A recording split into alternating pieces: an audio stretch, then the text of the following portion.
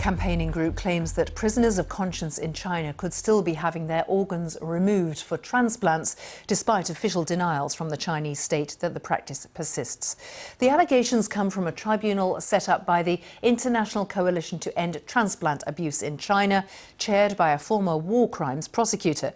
The Chinese authorities say the practice of taking organs from executed prisoners without their consent came to an end 4 years ago. This report from Matthew Hill.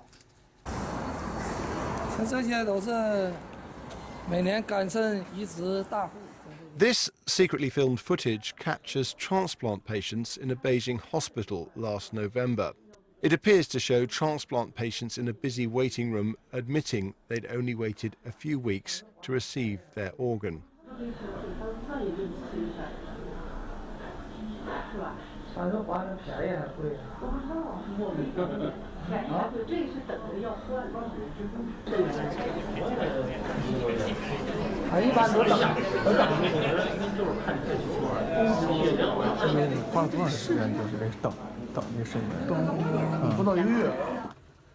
The suspicion is there's a roaring black market in organs. In other countries, it can take years to receive a suitable matching organ, but here it's only weeks. So where are they coming from? China admits it used to take organs from executed prisoners and claims it stopped the practice in 2015. But campaigner Yu Ming believes organs are still being harvested from prisoners of conscience. Falun Gong is a spiritual movement based on meditation, regarded as an illegal sect by China. Over the past year, the tribunals heard from over 50 witnesses and experts, including several former detainees. People like Yu Ming, a Falun Gong follower, who showed the hearing evidence of his badly tortured body. He carried out the secret filming we showed.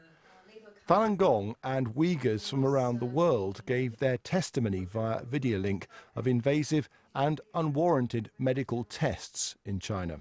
We were given X-ray in that very huge hospital. I remember seeing other non-prisoners, ordinary people also there. And then after our blood was taken, we were escorted back to the cell. Others who testified in person also protested peacefully in London's Chinatown. Then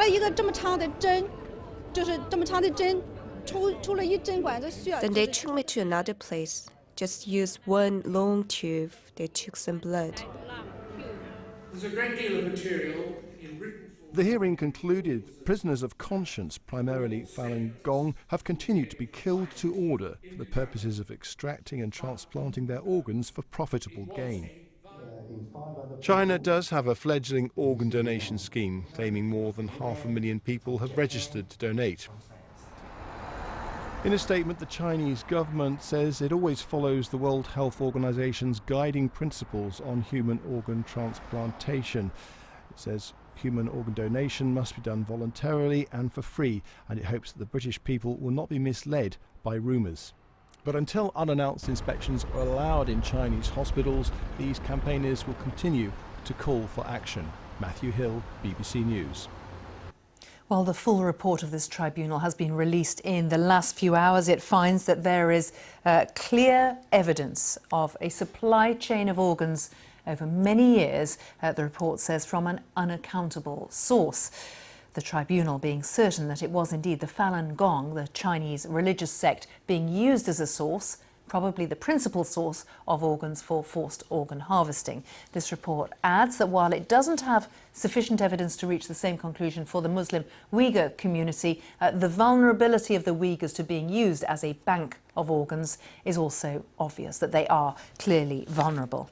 Well, with me is a kidney surgeon and consultant, Dr. Adnan Sharif, who's secretary of the group Doctors Against Forced Organ Harvesting. The group campaigns globally against illegal and unethical transplant activity. And Dr. Sharif, you focus on China. What convinces you that forced labour, that the Falun Gong in particular, are being used in this way? I mean, certainly the evidence and the statistics just stacks up against the Chinese claims that they have stopped using forced organ prisoners. And there's been a number of accounts, eyewitness accounts, certainly engagement with a lot of our professional colleagues to suggest that the numbers of transplants which do occur in China simply are not possible with what is a very, very fledgling organ donor system. And there is, as the judgment mentioned today, a vast number of unaccountable organ donors, which we believe are prisoners of conscience who are killed on demand. It's quite a jump, though, isn't it, from saying we can't quite make the numbers add up to saying, therefore, it must be forced extraction, perhaps even, as the report says, extraction of organs from live prisoners. Absolutely, and I think that's the importance of this tribunal, which was independent from all these groups which have for many, many years been claiming these allegations against China. And I think that's the importance of Sir Geoffrey Nice's tribunal and the China Tribunal's judgment to show. But it's a tribunal set up by campaigners who start from the assumption that the Chinese state is up to no good. But it is independent of that, of all these groups, and certainly our group, we contributed evidence to this tribunal as well, but we've had no influence in the actual judgment of it. And I think the important thing is the fact that this tribunal has attempted to be as fair as possible. So it has invited representation not just from the People's Republic of China, but all these organisations such as the WHO, the Transplantation Society, to give judgment. And the fact that they haven't, I think, speaks volumes. Yeah, the WHO, the World Health Organization, does not call out China on this. Absolutely. Not just the WHO, but the Transplantation Society as well. And I think those are major concerns for us, certainly as a professional medical community, as to why they don't call them out. And certainly the evidence that they suggest that China has stopped simply does not stack up. Do you feel that the WHO is ignoring evidence? We do, yes. We do feel that not only are they ignoring evidence, but their silence on this becomes complicit. And as the final sentence of this judgment reported, that we are dealing with a criminal state. And I think organisations such as the WHO need to acknowledge that. Now, when you look at, there was a report in the Washington Post, for example, recently about this. When you look at the amount of immunosuppressant drugs that are being taken, and you have to keep taking them, obviously, if you've got a transplanted organ inside you, the Post report recently is that China's share of global demand for these drugs is in line with the Chinese official statistics. Well, I mean, it's difficult to get official statistics from China, and the one thing we're not aware of is, one of the allegations is that these transplants are not just feeding a vast Chinese population of people who need organs, but also a vast international market.